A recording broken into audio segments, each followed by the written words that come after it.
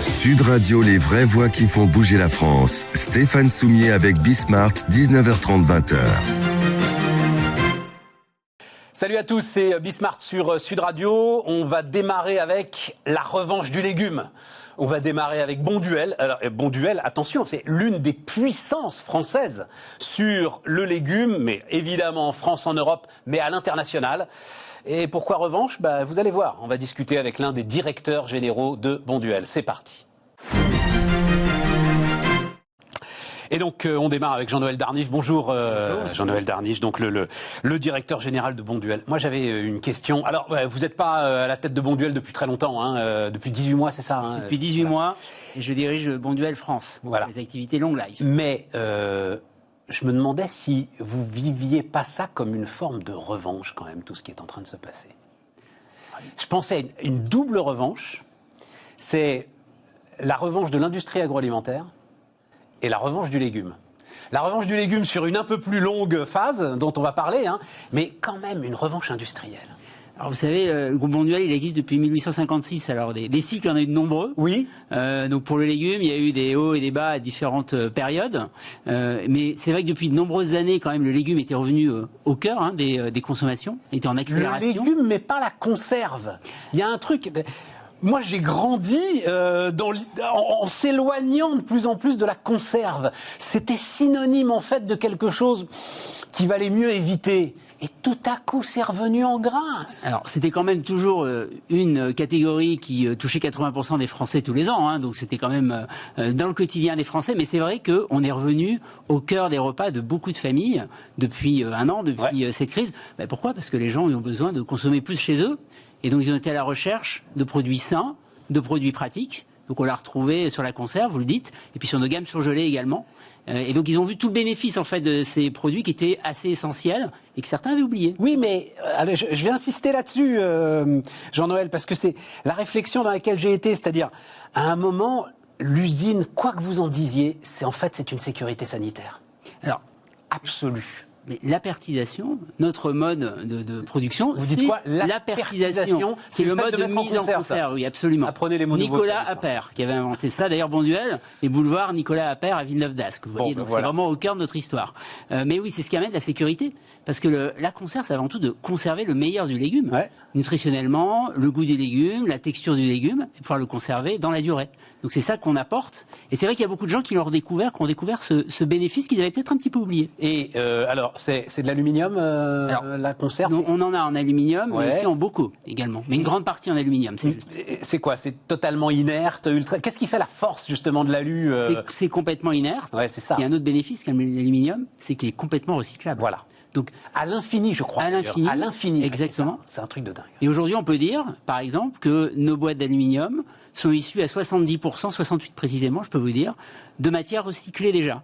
Donc elles ont déjà été utilisées. Mais comment vous savez ça ? C'est pas vous qui les collectez on travaille avec des fournisseurs. Voilà. Et nous, il y a tout un circuit aujourd'hui sur le recyclage de l'aluminium qui fonctionne, quoi. Il y a tout un circuit, absolument. Et nous, notre objectif chez Bonduelle, c'est qu'en 2025, tous nos emballages soient recyclables. Donc sur l'aluminium, c'est déjà une grande partie. On va vouloir travailler sur d'autres emballages. Et le verre, il est recyclable aussi. Aussi, absolument. Et ça, c'est revenu en grâce. Le bocal de verre, c'est quelque chose qui, à un moment, avait quasiment disparu. Alors, ça s'est redéveloppé depuis certaines années, depuis une dizaine d'années. C'est pas la majorité de cette gamme de conserves. C'est pratiquement toujours en large majorité en aluminium. Mais beaucoup sont développés, et surtout sur les gammes bio. Alors c'est ça, c'est le truc un peu premium en fait, le bocal de verre. C'est premium, et puis il y a la transparence. Donc ça permet de voir le produit, même s'il est tout aussi bien préservé. Comme si le petit pois bio et le petit pois pas bio, on allait voir la différence en regardant. Mais c'est le plaisir de choisir le légume qu'on va avoir chez soi. Oui, mais non, mais alors attention, on est sur Bismart et ce mot a pour moi, je l'emploie avec un immense respect. C'est du marketing. Il y a une dimension marketing dans l'utilisation du bocal de verre quand même. Oui, il y a toujours du marketing dans ce que nous faisons, parce que nous sommes des marques. Donc dans les marques, il y a toujours du marketing. Mais c'est avant tout amener de la transparence. Ouais. Je crois que c'est ça qui est le plus important Ouais. pour les consommateurs qui veulent voir le produit qu'ils vont choisir, les associations, parce que vous allez avoir des pots avec des carottes et différents légumes ensemble. Et c'est ça que les consommateurs vont chercher. Les choux et les carottes. On peut mélanger les choux et les carottes? Les pois et les carottes, en tout cas, nous le faisons. Mais les choux et les carottes, non, vous le faites Si pas, vous voulez. mélanger les choux. Vous savez, dans la période dans laquelle on est de redécouverte du végétal, parce que c'est vraiment la période dans laquelle Alors, nous c'est l'autre sommes. sujet, c'est l'autre aspect de la revanche quand même. Encore une fois, pour nous, c'est pas une revanche, mais c'est une évolution. C'est le cœur de la mission qu'on se donne au sein du groupe Bonduelle, c'est d'inspirer les consommateurs dans une alimentation plus végétale, pour leur bien-être et puis aussi pour préserver la planète, autant que nous pouvons. C'est ça la mission du groupe Bonduelle. Donc nous, ce que l'on veut toujours, c'est amener plus de solutions dans le végétal. Et c'est ça qu'on amène avec... Quand vous dites mission, c'est pas entreprise à mission encore, Bonduelle, c'est votre raison d'être. C'est la raison d'être qui est c'est inscrite maintenant dans les statuts de l'entreprise.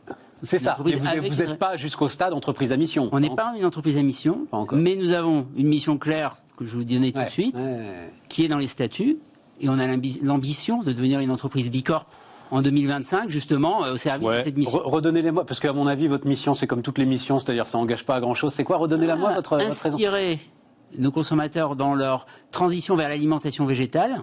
Ça, c'est une vraie mission. Parce que l'inspiration... quand on fait que du légume, c'est un peu normal, non? Oui, mais alors, c'est vrai que c'est le cœur. Ça me paraît assez basique. Je comprends ce que vous dites de ce point de vue-là. C'est pas une mission complètement nouvelle. Parce qu'on parle d'un groupe qui a 160 ans. Ouais. Donc c'est sûr qu'il a toujours eu comme mission d'apporter du légume accessible, de goût à chacun. Donc ça, c'est vrai que c'est pas complètement nouveau. Mais le fait d'inspirer, ça veut dire quoi? Ça veut dire amener des solutions inspirées dans la façon de cuisiner avec du végétal. Et c'est ça l'enjeu d'aujourd'hui. Alors, c'est ça. Alors, c'est cuisiner et c'est, à mon avis, ce qui doit changer aussi, c'est, alors je vais dire ça brutalement, mais l'apport en protéines. C'est-à-dire, finalement, si le légume devient le cœur du repas, je pense que pour vous aussi, en termes de ce qu'il faut apporter, des apports nutritifs, voilà, c'est ce que je cherchais, pardon, ça change un petit peu la donne aussi. Alors, le légume, tout le monde sait que nutritionnellement, ça amène beaucoup de bénéfices.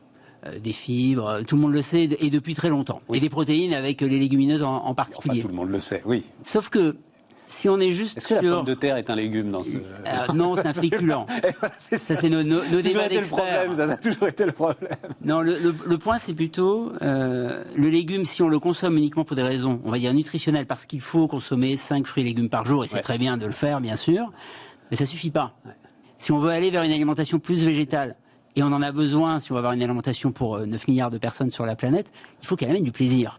C'est pour ça qu'on va amener cette inspiration dont je vous parlais tout à l'heure. Et c'est ça qui est nouveau dans la mission du groupe Bonduelle. Mais est-ce que ça veut dire, parce qu'on va aller sur vos modes de production, mais est-ce que ça veut dire qu'il faut que vous alliez aussi vers des protéines que vous n'utilisiez pas jusqu'à maintenant ?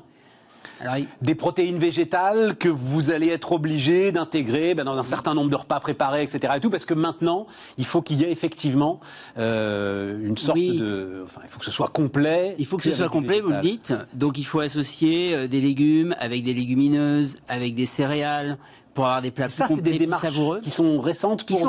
Oui. Voilà. Par exemple, sur une marque comme Bonduelle, on a maintenant des poêlés de légumes dans lesquels on va associer du boulgour avec de lait d'amamé, du butternut, donc différents produits qui avant n'étaient jamais associés. Mais que vous ne produisiez pas surtout. Alors aujourd'hui, on en produit la large majorité, puisque chez Bonduelle, on produit 96% sur la marque Bonduelle des légumes que nous vendons. Légumes, légumineuses, céréales. Certains sont encore achetés à l'extérieur, mais 96% viennent, et en majorité d'ailleurs du marché français. Sur la marque Bonduelle, on a 95% de légumes qui viennent du marché français. Donc c'est pas complètement nouveau. Ce qui est nouveau, c'est les associations. Et c'est les offres qu'on va pouvoir proposer aux consommateurs pour être en cœur d'assiette. C'est ce que vous disiez tout à l'heure. Alors qu'historiquement en France, le légume, on lui fait une petite place à côté de la viande ou du poisson. Mais oui. Et aujourd'hui, il devient cœur d'assiette pour une majorité de consommateurs. Cœur d'assiette, il devient cœur d'assiette. C'est peut-être un peu marketing, expression, mais c'est ce qui change dans le quotidien en effet des consommateurs. Comment vous vivez la polémique autour des cantines scolaires ? Vous avez suivi ça là, on est au cœur du... Il va y avoir un... Enfin, c'est quand même... On est dans un... Oui. Pardon, je le dis comme ça, basiquement un peu. Là, on est quand même dans un drôle de pays. Donc, on est en train de discuter d'un projet de loi de transition énergétique, etc. Et l'une des polémiques les plus importantes... Alors, nous, on C'est de savoir, attendez, je finis juste, je fais un petit peu l'acteur, parce que voilà, comme ça on fait le malin, mais c'est de savoir s'il faut réserver un plat végétarien par semaine à la cantine. Vous parlez des enjeux quand même. Nous, ce qu'on considère, c'est qu'il faut laisser du choix. On n'est pas dogmatique du tout. Ouais. On voit qu'en France, il y a 40% des consommateurs qui disent on est flexitarien. Je ne sais pas si vous êtes familier avec ce terme. Un peu, ça veut dire quoi? Il est absurde ce terme. Oui. Ça veut dire qu'ils mangent normalement, non? Alors aujourd'hui, ça ne veut pas dire qu'ils sont exactement omnivores. Ça veut dire qu'ils consomment moins de poissons et de viande qu'auparavant pour laisser plus de place aux légumes. C'est ça que ça veut dire. D'accord. Bon. Donc ça, on voit bien que c'est le mouvement de fond. Donc nous, on va proposer des offres qui permettent d'y répondre. Après, les consommateurs, évidemment, beaucoup, les convives, comme on les appelle, veulent avoir parfois de la viande, parfois du poisson, parfois du légume. C'est leur choix. Nous n'avons absolument pas de position dogmatique. Par rapport aux cantines scolaires, parce qu'on travaille beaucoup avec les cantines scolaires, hein, on a une grosse activité. Évidemment, et on va en parler. Pour nous, ce qui est important, c'est de leur apporter des offres qui leur permettent de les mettre en œuvre facilement, des offres surgelées en grande partie, pour pouvoir proposer des légumes en accompagnement ou en cœur d'assiette, un jour par semaine s'ils veulent, 5 s'ils veulent. On n'a pas de position dogmatique par rapport à ça. Ce qu'on sait, c'est que les convives veulent de plus en plus avoir des produits végétaux. C'est ça qui est important pour nous. Alors, parlons de ça aussi, parce que donc il y a eu vos résultats semestriels qui sont tombés. Alors, à l'échelle mondiale, vous vous occupez de la France. Oui. Bonduelle, il faut le dire quand même, on peut en dire un mot, c'est quand même un groupe considérable, finalement, au cœur de la production de légumes, c'est-à-dire c'est autour de un peu moins de 3 milliards d'euros de chiffre d'affaires aujourd'hui. C'est le leader européen, si on prend... C'est le leader européen. C'est ça. C'est un groupe international. C'est un groupe international. À peu près sur ces 3 milliards, vous parliez 2,8 l'année dernière, 55% est hors Europe, 45% en Europe. Ouais, voilà, c'est un groupe à taille mondiale. Ouais, c'est ça. Mais d'une taille quand même intermédiaire par rapport à des grands mastodontes internationaux. Nous, on aime dire qu'on a un groupe multilocal. En France, on a un groupe éminemment local. C'est-à-dire, vous avez des grands mastodontes qui sont producteurs bruts, on va dire, de matières premières agricoles, oui. Mais transformateurs comme vous le faites vous, c'est-à-dire producteurs et transformateurs. Dans ce marché-là, on fait partie des intervenants. Voilà, il n'y en a pas des masses. Et en Europe. Ouais, tout à fait. Et beaucoup en Amérique du Nord, parce que le groupe mondial est très fort au Canada et aux États-Unis également. Et ça, c'est quoi? C'est le fait d'acquisition? C'est des choix qui ont été faits à quel moment, ça? Alors oui, Canada, Amérique du Nord, c'est principalement des acquisitions récentes. Ouais. Alors qu'en Europe, ce sont les marques Bonduelle, la marque Casgrain aussi, qui a été acquise depuis 30 ans maintenant par le groupe Bonduelle, et le développement de ces marques-là dans tous les pays d'Europe. Et qu'est-ce que... Alors, c'est vrai qu'on sort un peu de votre scope, et dites-moi, mais qu'est-ce qu'on peut apporter comme valeur ajoutée, vu les puissances agricoles américaines et canadiennes, par exemple? Quand on s'appelle Bonduelle, qu'est-ce qui fait que, oui, on va aux États-Unis et on taille les croupières à ceux qui y sont installés? Pour nous, c'est toujours une certaine vision du monde agricole et d'une transition agroécologique qu'on veut porter, dont on veut être les leaders. Que ce soit en Amérique du Nord, que je connais moins, en Europe, que je connais bien, et en France en particulier. C'est-à-dire qu'on a toujours en face de nous des mastodontes. Il va toujours y avoir des entreprises qui vont être plus peut-être sur le volume. Et nous, ça ne va pas être notre priorité aujourd'hui. Ce qu'on veut, c'est accompagner nos partenaires agricoles vers une transition qui soit respectueuse de l'environnement. Donc en association avec eux, finalement, on est... Absolument en association. Il y a 2800 agriculteurs qui nous accompagnent dans le monde entier, 1500 en France. 1500 en France? Oui, 1500 en France. Nord-Picardie beaucoup et Sud-Ouest également, c'est les deux grands bassins. Et ce qu'on veut, c'est avec eux mettre en place des nouvelles pratiques culturales, accélérer dans cette transition agroécologique, avoir beaucoup moins de pesticides par exemple, pour apporter des produits qui soient au plus près de la nature. C'est ça notre but. Alors, revenons en France. Il a fallu faire un switch quand même. Et ça, il faut qu'on ait tous conscience de ce que ça a dû représenter. Vous allez nous raconter. C'est-à-dire, OK, grande distribution, tout à coup, prise d'assaut. Et les restos qui sont fermés. Oui, donc on a vécu... C'est quoi? C'est 50-50 en plus, vous, à peu près Alors, on est davantage en Europe sur les réseaux de grande distribution. D'accord. On a les 3/4 des activités et puis un quart sur la partie, on va dire, food service, comme on l'appelle, qui elle a beaucoup souffert, qui a énormément souffert, évidemment, puisqu'il y a énormément de... les restaurants d'entreprise, par exemple, ont fermé. Bien sûr. Donc, il a été en recul très important et qui s'est reporté en termes d'actes d'achat, d'actes de consommation, d'actes de préparation, chez soi, dans les foyers. D'ailleurs, on avait une enquête qui disait mais ça veut dire que c'est vos chaînes industrielles, c'est vos chaînes logistiques qu'il faut transformer. Il a fallu les transformer, mais alors extrêmement rapidement. Le 11 mars de l'année dernière, tout était en train de changer pour nous, avec nos usines, en termes d'organisation. Exactement. Donc on a dû choisir, par exemple, des gammes que l'on pouvait produire à grande échelle pour répondre à la demande, et en fermer beaucoup d'autres. Et la grande distribution nous a accompagnés. Là, je parle du premier confinement, pendant les 2 premiers mois, parce qu'il a fallu faire des choix extrêmement importants. Sinon, on aurait une crise alimentaire en plus de la crise sanitaire. On est d'accord. Mais c'est bien de cela dont je veux parler. Et l'ensemble des gars qui étaient sur les chaînes, qui faisaient ces produits-là, il a fallu qu'eux aussi ils se transforment. Il a fallu qu'ils s'adaptent. En plus, on mettait en place des mesures barrières. En plus, on a eu très peu d'absentéisme d'ailleurs. On a eu des équipes extrêmement engagées. On a dû mettre en place du coup des mesures qui faisaient qu'on ralentissait aussi un petit peu la production, la productivité. Mais on a pu répondre à l'essentiel de la demande en faisant donc ces transferts, et puis ensuite refaisant des transferts lorsqu'on s'est retrouvé à la fin du printemps et que le food service a repris une partie de son activité.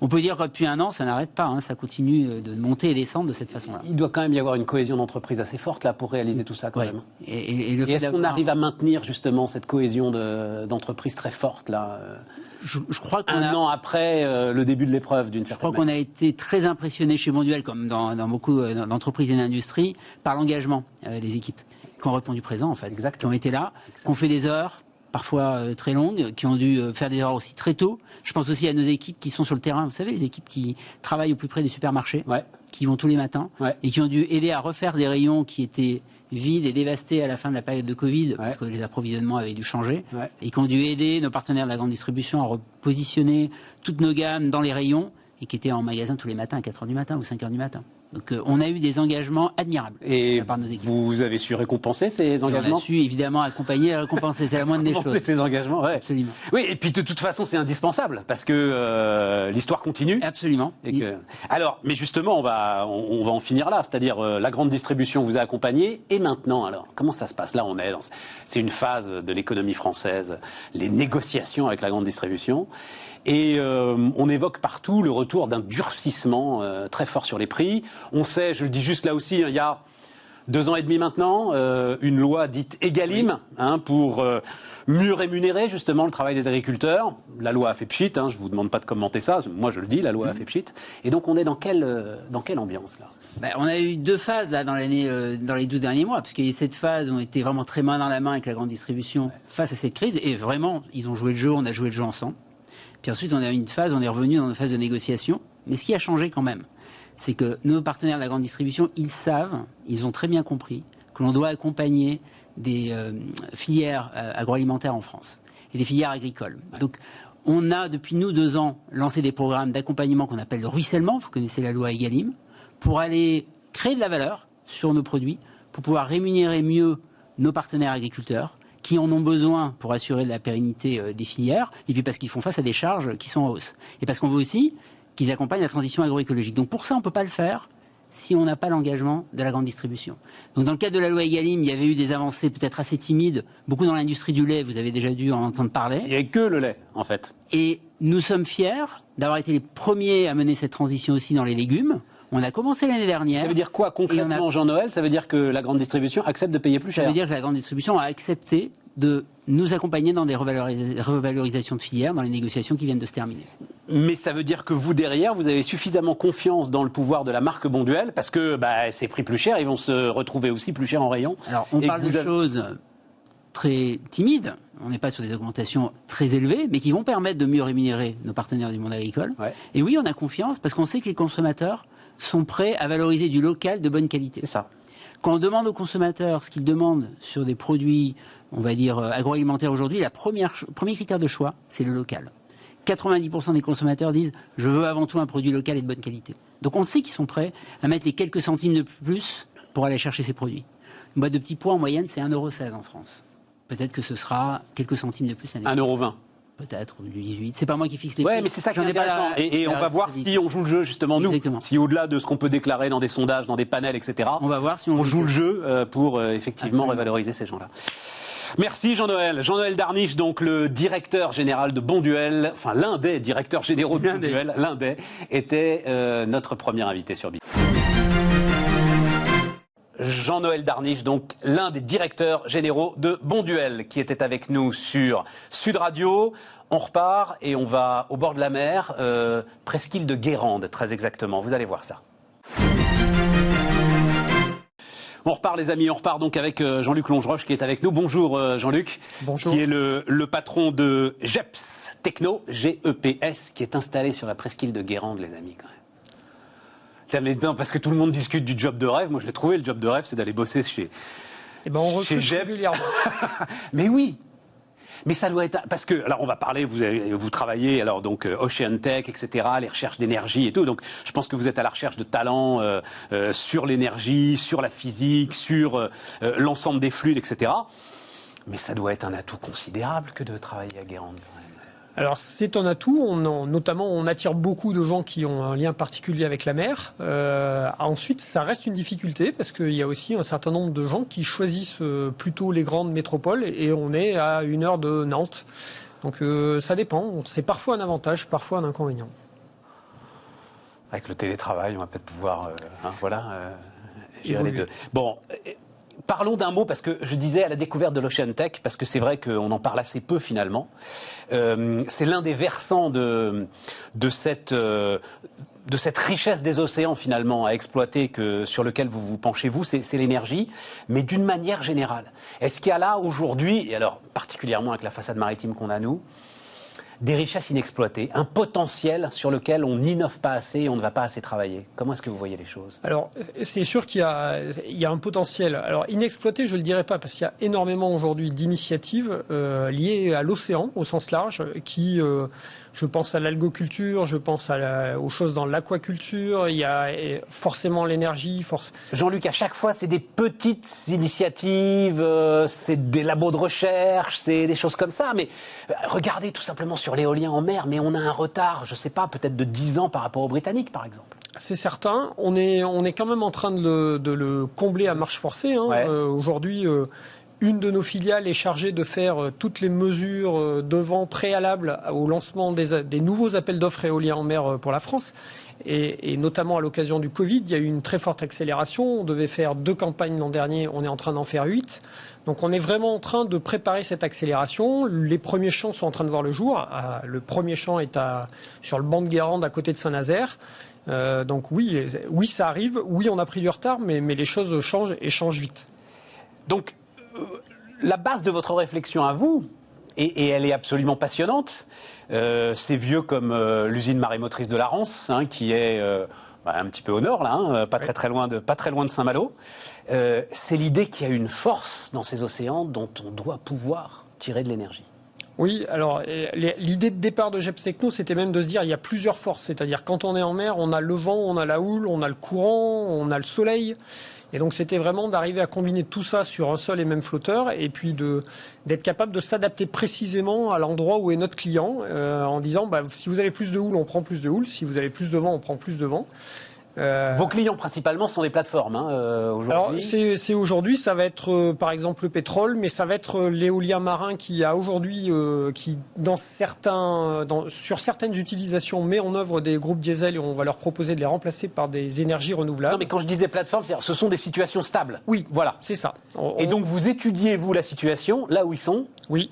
Exactement. Et vous imaginez la solution énergétique qui va être la plus écologique et la plus rentable. Exactement. Ils nous donnent leurs besoins vraiment en disant on a besoin de telle énergie à telle fréquence et telle manière. Et nous, on observe, je dirais, ce qui se passe et on leur dit avec telle plateforme, on va répondre à votre besoin. La houle, on peut récupérer l'énergie de la houle ? Alors, on peut récupérer l'énergie de la houle. Aujourd'hui, il y a près de 150 projets à travers le monde qui essayent de récupérer l'énergie de la houle.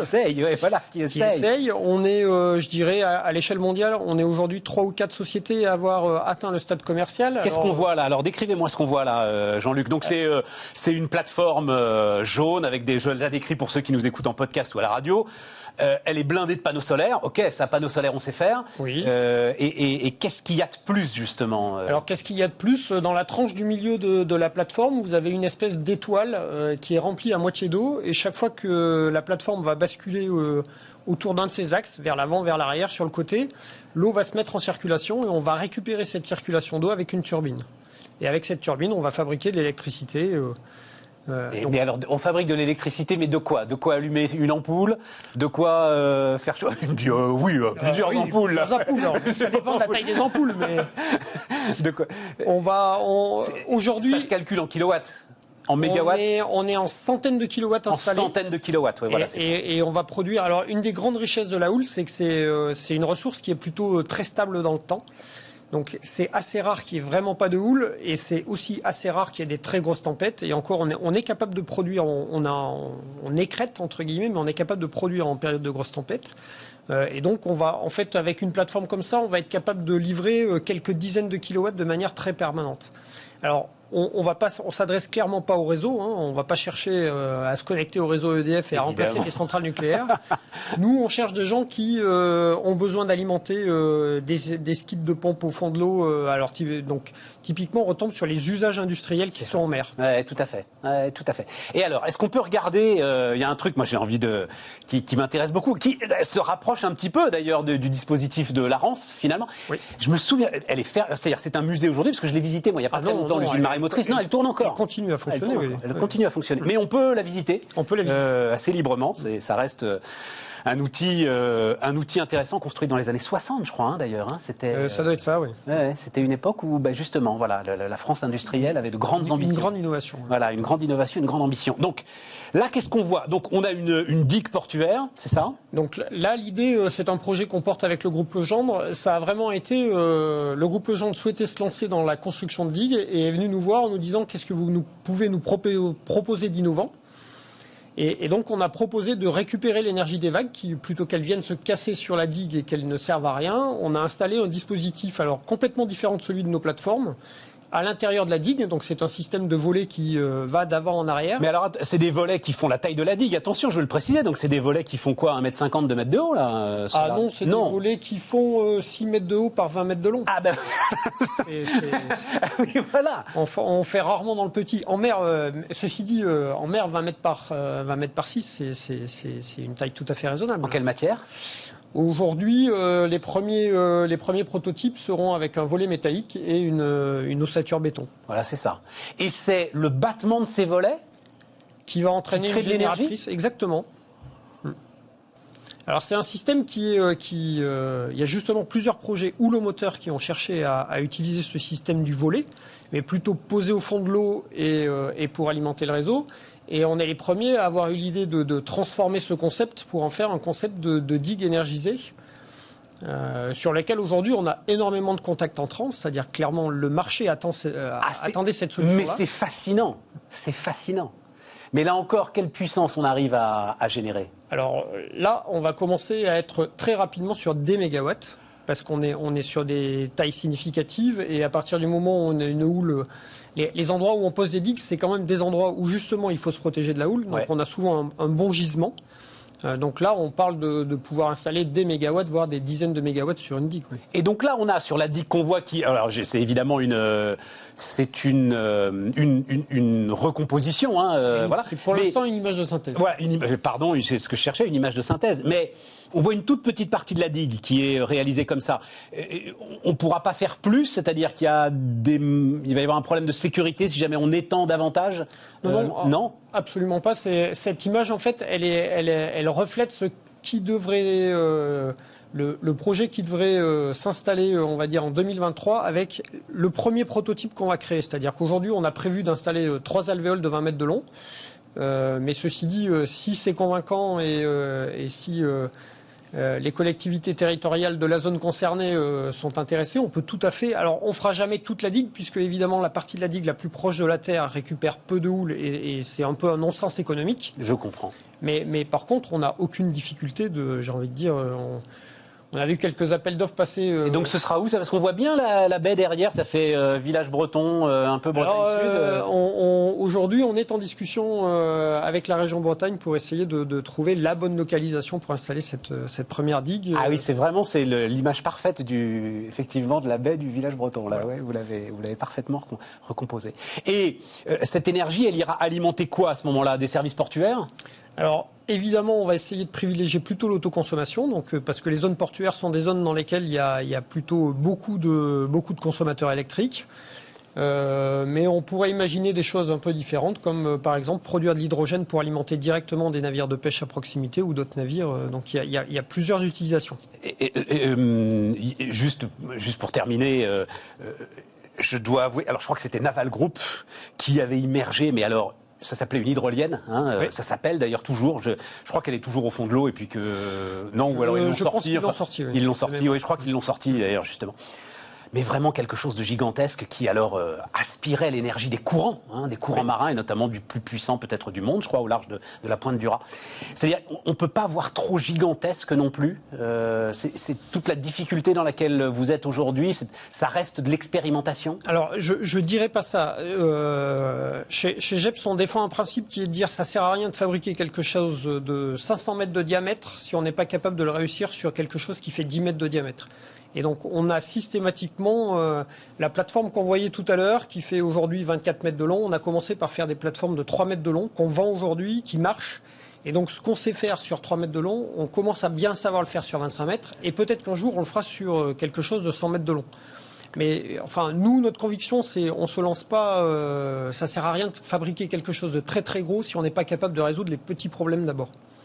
Et dans l'hydrolienne, je pense que voilà, il a fallu une phase d'apprentissage. Il y a aujourd'hui des projets français, je pense à Sabella et HydroQuest, qui aujourd'hui continuent à avancer, connaissent une bonne réussite. Et alors, c'est beaucoup de PME.